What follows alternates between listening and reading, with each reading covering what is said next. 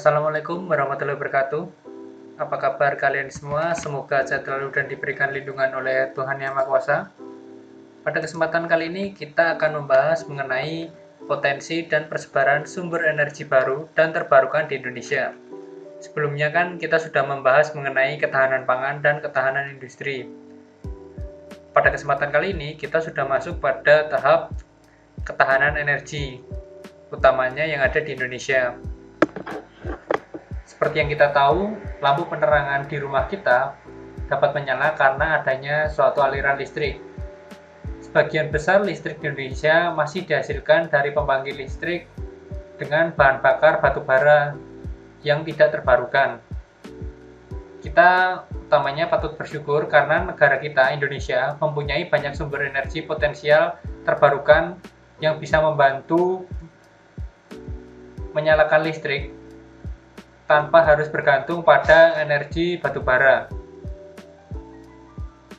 Sumber energi baru dan terbarukan menjadi solusi untuk menggantikan energi tidak terbarukan di Indonesia. Nah, untuk memahaminya, kita mulai dari pengertian ketahanan energi.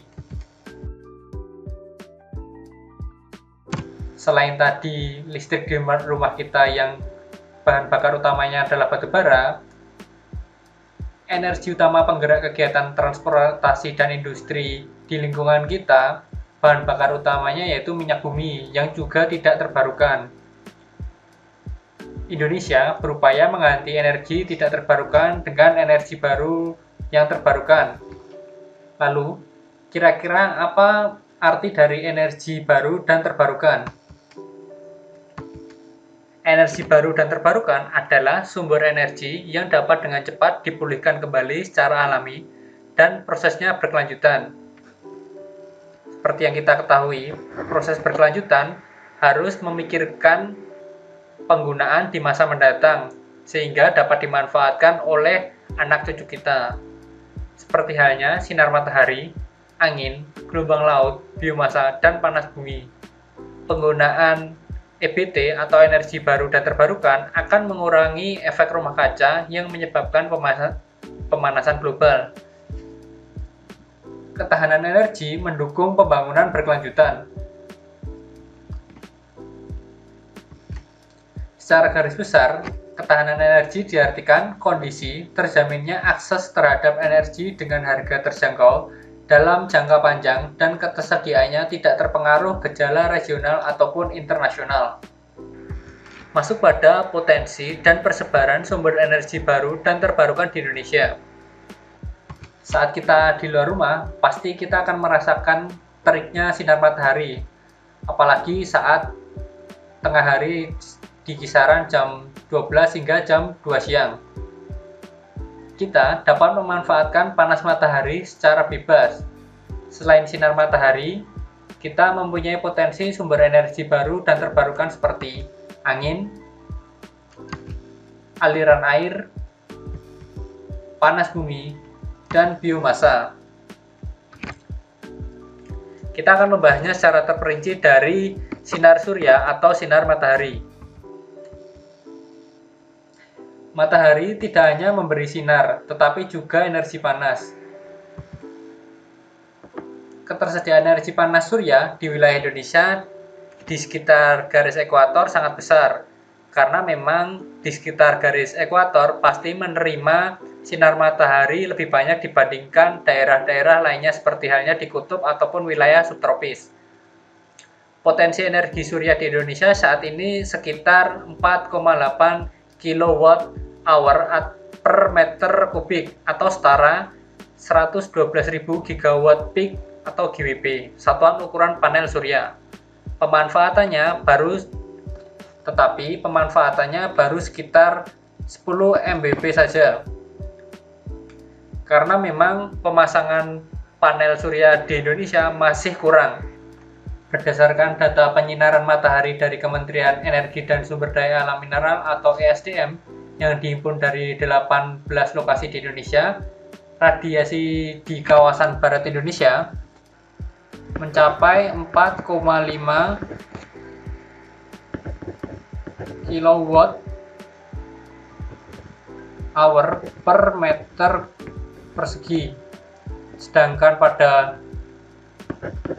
kawasan timur Indonesia bisa mencapai 55,1 kWh per meter persegi. Potensi di kawasan timur memang lebih tinggi karena kalau dilihat dari iklimnya, wilayah-wilayah di kawasan timur itu bisa digolongkan pada wilayah sabana atau savana yang penyinaran mataharinya lebih tinggi dan curah hujannya lebih rendah. Berikutnya kita masuk pada energi angin. Angin dapat kita rasakan setiap hari. Di daerah pantai, angin bertiup dengan kencang. Angin dapat dimanfaatkan untuk menggerakkan kincir angin. Konversi angin menjadi energi penggerak kincir membutuhkan persyaratan tertentu. Lokasi yang dibangun pembangkit listrik tenaga angin atau Bayu, disingkat PLTB, harus memiliki kecepatan angin relatif yang konstan. Rata-rata kecepatan angin pada ketinggian 10 meter di atas permukaan tanah harus mencapai 3 meter per detik dan tidak lebih dari 17 meter per detik. Daerah berangin kencang dan stabil antara lain daerah pantai selatan Pulau Jawa, Nusa Tenggara Timur, Sulawesi Selatan, dan perairan Sulawesi Utara. Masuk pada sumber energi aliran air. Energi air dapat dimanfaatkan untuk menghasilkan listrik. Pembangkit listrik tenaga air atau PLTA memanfaatkan sungai yang dibendung. Air bendungan dialirkan untuk memutar turbin generator yang menghasilkan listrik. Contohnya PLTA Saguling dan PLTA Cirata di Jawa Barat. Selain itu, tenaga pasang surut dan gelombang laut juga dapat dimanfaatkan untuk menghasilkan listrik. Indonesia mempunyai potensi energi air sebesar 75.000 MW, tetapi baru dimanfaatkan sekitar 10% saja atau 7.572 MW. Selain PLTA, pemerintah membangun pembangkit listrik tenaga mikrohidro atau disingkat PLTMH, khususnya di daerah yang belum teraliri listrik, tetapi mempunyai potensi energi air yang dapat menghasilkan besaran listrik sebesar di bawah 100 kW. Salah satu PLTMH dibangun di desa Oi Panihi, Pulau Bima, Nusa Tenggara Barat, yang mampu mengaliri listrik 150 rumah warga. Selanjutnya masuk pada energi panas bumi. Energi panas bumi adalah energi panas dari uap magma atau sistem hidrotermal. Panas bumi dapat dimanfaatkan sebagai tenaga pembangkit listrik. Panas bumi merupakan sumber energi baru dan terbarukan yang tidak menimbulkan polusi gas-gas penyebab efek rumah kaca. Selain itu juga tidak menimbulkan kebisingan serta aman bagi lingkungan. Dan keluaran yang dihasilkan lebih besar dari pembangkit listrik berbahan bakar fosil. Indonesia mempunyai potensi sumber daya energi panas bumi sebesar 40% dari cadangan panas bumi dunia atau terbesar di dunia. Pada tahun 2018, sumber daya panas bumi yang termanfaatkan mencapai 1.948,5 MW. Melalui 13 pembangkit listrik tenaga panas bumi yang sudah tersedia. Dan terakhir ada energi biomasa. Kira-kira apa itu biomasa?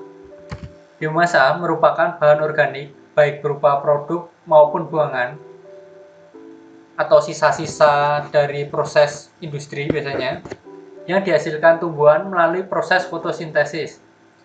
Tumbuhan berfotosintesis dengan menggunakan energi sinar matahari. Proses biologis fotosintesis pada tumbuhan menghasilkan banyak senyawa kimia dan membentuk energi biomasa. Biomasa yang berbentuk bahan bakar cair disebut biofuel. Contoh biofuel adalah biodiesel yang dapat dihasilkan dari tanaman kelapa sawit dan tanaman jarak.